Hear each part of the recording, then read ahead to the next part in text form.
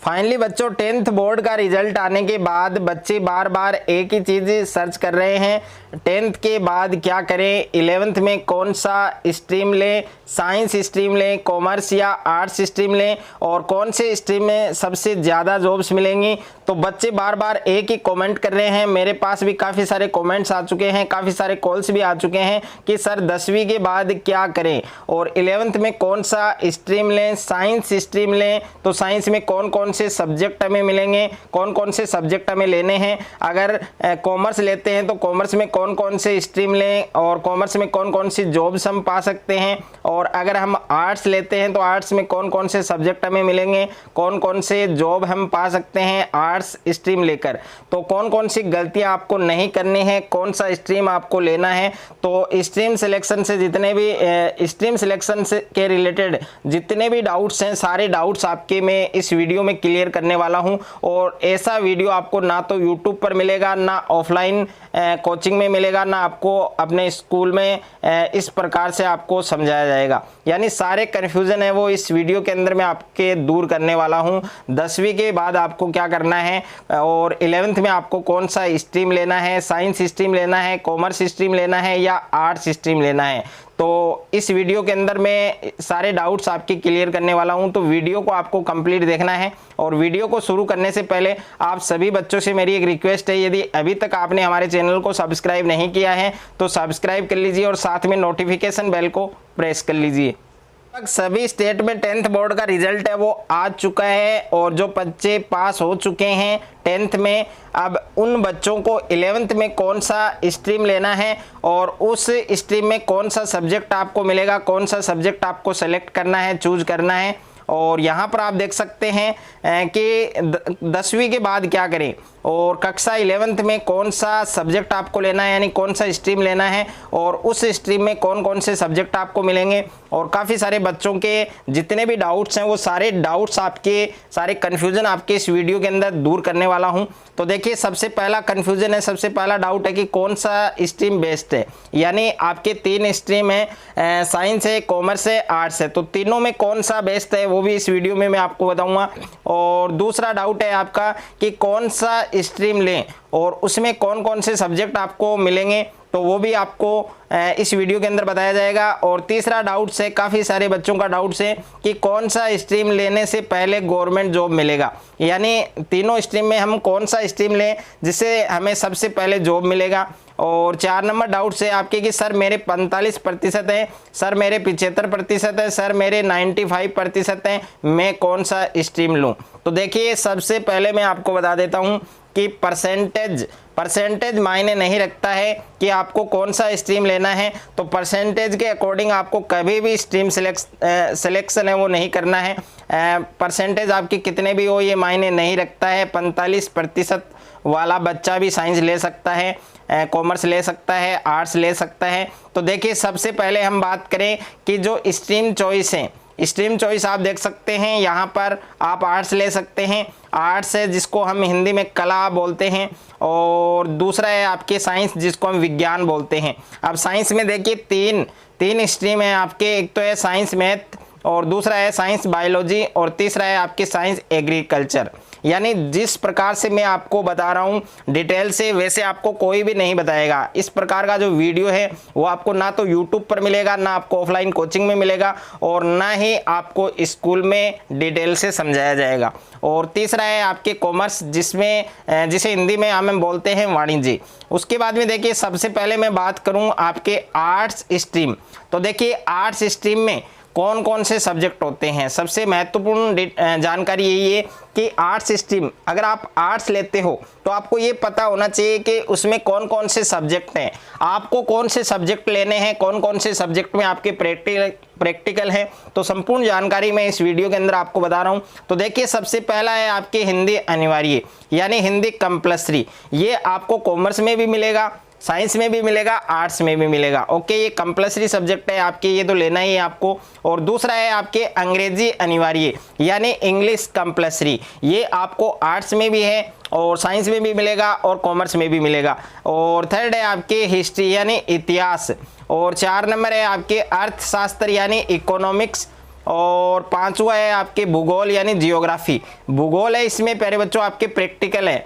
और 6 नंबर है आपके राजनीति विज्ञान, और 7वां है आपके चित्रकला, और चित्रकला है इसमें भी आपके प्रैक्टिकल है। और 8वां है आपके गृह विज्ञान यानी होम साइंस, और उसके बाद में 9वां है आपके हिंदी साहित्य यानी हिंदी लिटरेचर, और 10वां सब्जेक्ट है आपके अंग्रेजी साहित्य यानी इंग्लिश लिटरेचर, और 11वां है आपके उर्दू साहित्य यानी उर्दू लिटरेचर है, और 12वां है आपके समाज शास्त्र। तो 12 सब्जेक्ट में आपको बता रहा हूँ, इनमें आपको 12 सब्जेक्ट नहीं लेना है। आपको देखिए यहाँ पर हिंदी और इंग्लिश ये तो आपको लेना ही है, इसके साथ 3 सब्जेक्ट आप और ले सकते हैं। अब 3 में कौन कौन से आपको लेने चाहिए, तो देखिए मेरे अकॉर्डिंग आपको 3 में एक तो आपको हिस्ट्री लेना चाहिए, एक आपको जियोग्राफी लेना चाहिए, और एक आप राजनीति विज्ञान ले लीजिए, या फिर चित्रकला ले लीजिए, या फिर होम साइंस ले लीजिए। तीनों में से एक आपको लेना है, और आप जियोग्राफी लें और या फिर हिस्ट्री लें, या अंग्रेजी अनिवार्य है, या फिर हिंदी अनिवार्य है। इनके अलावा भी आप और सब्जेक्ट देख सकते हैं। टोटल 12 सब्जेक्ट है।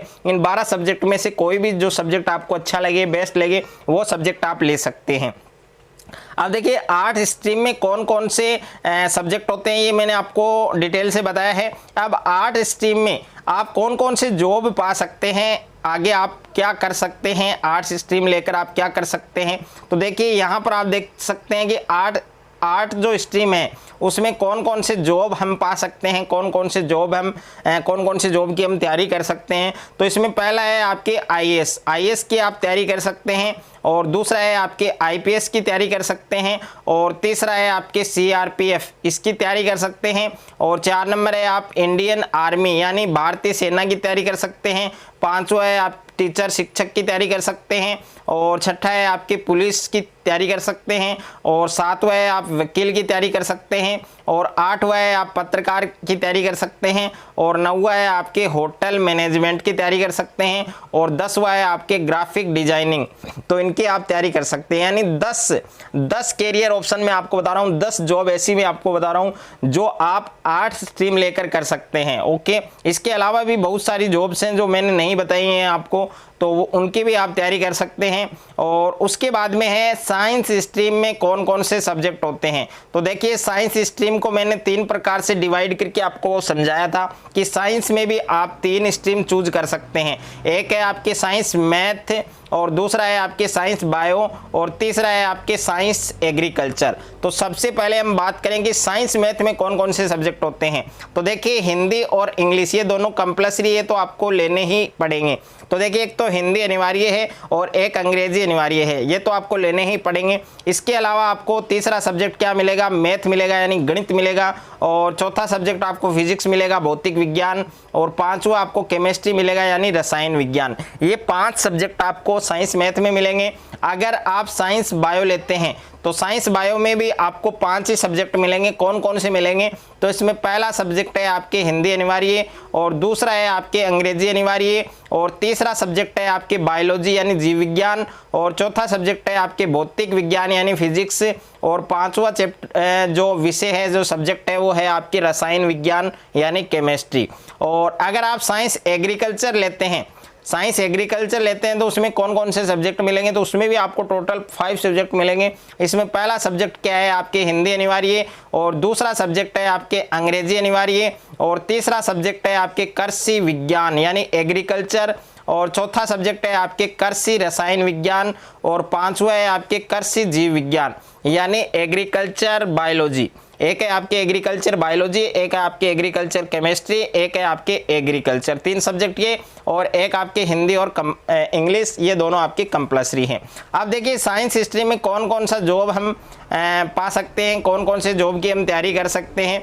तो देखिए सबसे पहले मैं बता रहा हूँ आपको मैथ्स की। अगर आप साइंस मैथ लेते हैं तो कौन कौन सी जॉब की आप तैयारी कर सकते हैं। तो इसमें पहला जॉब है आपके इंजीनियरिंग। ओके, इंजीनियरिंग की आप तैयारी कर सकते हैं, आईआईटी की आप तैयारी कर सकते हैं। दूसरा जॉब है आप नेवी यानी मर्चेंट नेवी की आप तैयारी कर सकते हैं। तीसरा है आप एयरफोर्स की तैयारी कर सकते हैं। इन दोनों में निर्धारित आयु होती है, तो एज का आपको जरूर ध्यान रखना है। और 4 नंबर है आप टीचर की तैयारी कर सकते हैं, शिक्षक की तैयारी कर सकते हैं यानी बीएससी बीएड या बीएसटीसी करने के बाद आप टीचर की भी तैयारी कर सकते हैं। और पांचवा है आप बैंकिंग की तैयारी कर सकते हैं, यानी बैंक की तैयारी कर सकते हैं। और छठा है आपके रेलवे की तैयारी कर सकते हैं, क्योंकि रेलवे के जो पेपर आएंगे उन पेपर में सबसे ज़्यादा आपके साइंस और मैथ के क्वेश्चन होते हैं। तो साइंस और मैथ के क्वेश्चन अगर आप आराम से बना लेते हैं तो आप रेलवे की जॉब भी पा सकते हैं। और सातवां है आपके पटवार की तैयारी कर सकते हैं। तो 7 जॉब्स मैंने ऐसी बताई हैं जो आप साइंस मैथ लेकर कर सकते हैं। उसके बाद में है आपके, अगर आप साइंस बायो की तैयारी कर रहे हैं, साइंस बायो आप स्ट्रीम ले रहे हैं, तो उसमें आगे जाकर आप कौन कौन से जॉब पा सकते हैं, कौन कौन सी नौकरियां हैं वो आप कर सकते हैं। तो इसमें पहला है नीट, सबसे इम्पोर्टेंट है, सबसे बड़ी नौकरी है आपके नीट की तैयारी आप कर सकते हैं। और दूसरा है आप बीएससी नर्सिंग कर सकते हैं, यानी आप मेडिकल क्षेत्र में जा सकते हैं, क्योंकि साइंस के लगभग 95% जो स्टूडेंट है वो मेडिकल क्षेत्र में जाते हैं, मेडिकल फील्ड में जाते हैं। और दूसरा है आपके बीएससी नर्सिंग, तीसरा है आपके बी फार्मा यानी फार्मेसी, और 4 नंबर है आप टीचर शिक्षक की तैयारी कर सकते हैं। उसके बाद में अगर आप साइंस एग्रीकल्चर लेते हैं तो आगे फील्ड में आप कौन कौन से जॉब आप पा सकते हैं। तो इसमें पहला जॉब है आपके फार्म वर्कर, और दूसरा है आपके ग्रोवर, और तीसरा है आपके परचेजिंग एजेंट, और 4 नंबर है आपके वेयर हाउस मैनेजर, और 5वां आपके गार्डनर यानी माली, और 6ठा है आपके फॉरेस्टर, 7वां है आपके क्रॉप मैनेजर, और 8वां है आपके फूड टेक्नोलॉजी। तो ये 8 जॉब मैंने बताए हैं। अगर आप साइंस एग्रीकल्चर लेते हैं तो ये 8 जॉब पा सकते हैं। और उसके बाद में है कॉमर्स स्ट्रीम में कौन कौन से सब्जेक्ट होते हैं। अब देखिए, अगर आप कॉमर्स स्ट्रीम लेते हैं तो आपको कौन कौन से फ़ायदे मिलेंगे,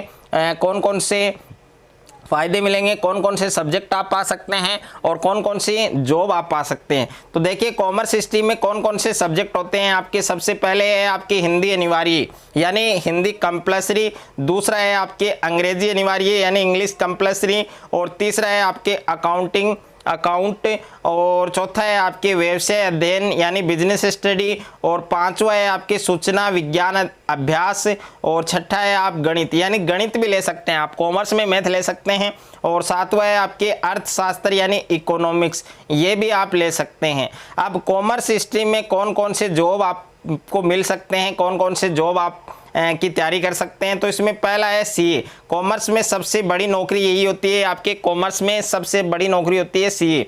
और दूसरा है आपके मार्केटिंग मैनेजर, तीसरा है बैंकिंग की तैयारी कर सकते हैं, चौथा आप टीचर की तैयारी कर सकते हैं, 5वां बिजनेस कर सकते हैं आप, और 6ठा है होटल मैनेजर, और 7वां है आपकी कंपनी सेक्रेटरी, और 8वां है प्रोडक्ट मैनेजर।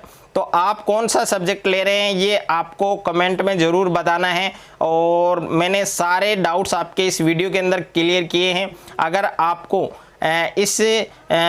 ये वीडियो अच्छा लगे तो वीडियो को आप ज़्यादा से ज़्यादा बच्चों के साथ शेयर करें, ज़्यादा से ज़्यादा वीडियो को लाइक करें, और चैनल पर आप नए हैं तो चैनल को आप सब्सक्राइब कर लीजिए, और साथ में नोटिफिकेशन बेल को प्रेस कर लीजिए।